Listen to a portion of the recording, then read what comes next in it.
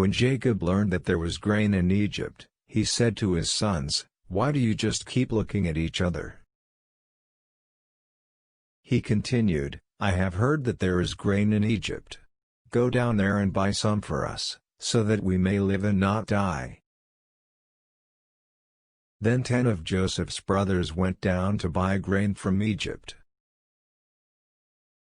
But Jacob did not send Benjamin, Joseph's brother, with the others, because he was afraid that harm might come to him. So Israel's sons were among those who went to buy grain, for the famine was in the land of Canaan also. Now Joseph was the governor of the land, the one who sold grain to all its people. So when Joseph's brothers arrived, they bowed down to him with their faces to the ground.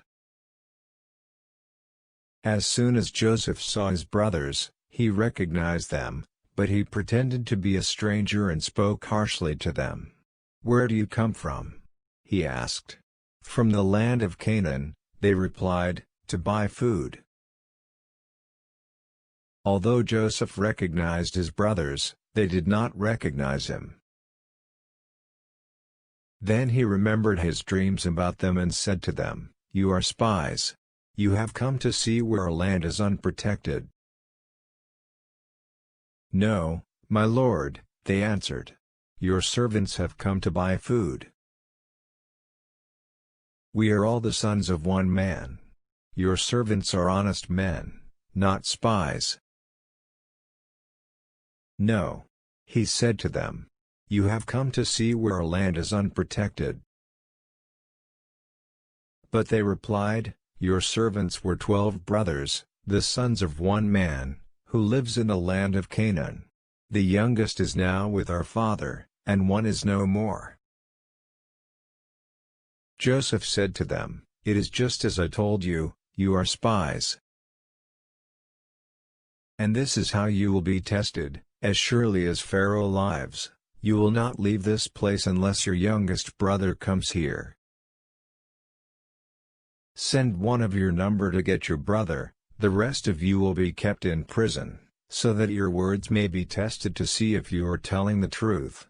If you are not, then as surely as Pharaoh lives, you are spies." And he put them all in custody for 3 days. On the 3rd day, Joseph said to them, "Do this and you will live, for I fear God. If you are honest men, let one of your brothers stay here in prison, while the rest of you go and take grain back for your starving households.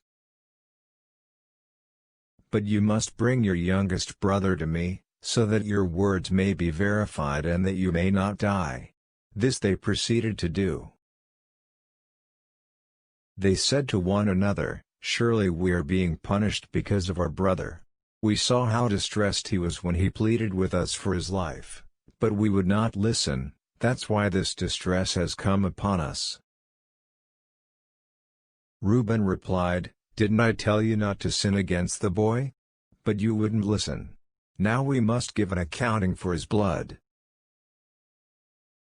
They did not realize that Joseph could understand them, since he was using an interpreter. He turned away from them and began to weep, but then turned back and spoke to them again. He had Simeon taken from them and bound before their eyes.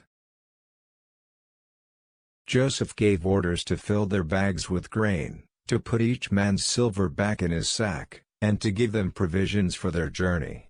After this was done for them, they loaded their grain on their donkeys and left. At the place where they stopped for the night, one of them opened his sack to get feed for his donkey, and he saw his silver in the mouth of his sack. "My silver has been returned," he said to his brothers. "Here it is in my sack." Their hearts sank and they turned to each other trembling and said, "What is this that God has done to us?" When they came to their father Jacob in the land of Canaan, they told him all that had happened to them. They said, "The man who is lord over the land spoke harshly to us and treated us as though we were spying on the land. But we said to him, "We are honest men, we are not spies. We were 12 brothers, sons of one father. One is no more, and the youngest is now with our father in Canaan." Then the man who is lord over the land said to us, "This is how I will know whether you are honest men. Leave one of your brothers here with me, and take food for your starving households and go. But bring your youngest brother to me so I will know that you are not spies but honest men. Then I will give your brother back to you, and you can trade, or move about freely, in the land." As they were emptying their sacks, there in each man's sack was his pouch of silver. When they and their father saw the money pouches, they were frightened. Their father Jacob said to them, "You have deprived me of my children. Joseph is no more and Simeon is no more, and now you want to take Benjamin. Everything is against me."